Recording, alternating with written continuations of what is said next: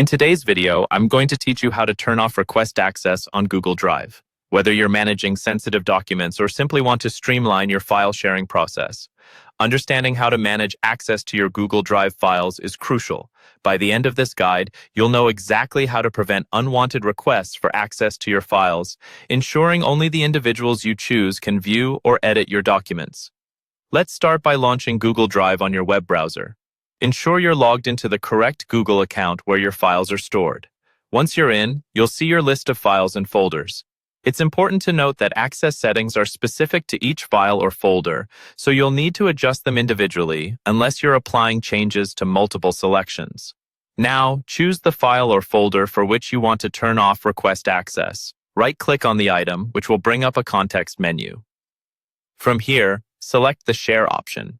This will open the Share Settings window, which is where most of the magic happens. In this window, you'll see the list of people who currently have access to your document, as well as their permission levels, which range from editor to viewer.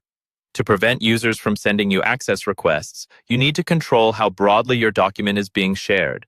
Look for an option near the top labeled Get Link. Click on it to view the current sharing settings.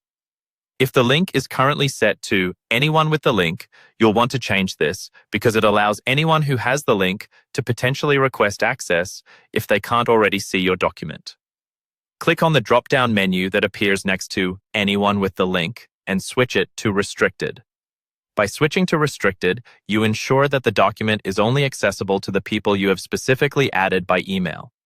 It effectively closes the door to access requests from individuals outside this list. If you need to stop a specific individual from making requests or accessing the document, simply remove them from the access list in the same Share Settings window. Remember, this setting does not affect users who already have permission to view or edit your document.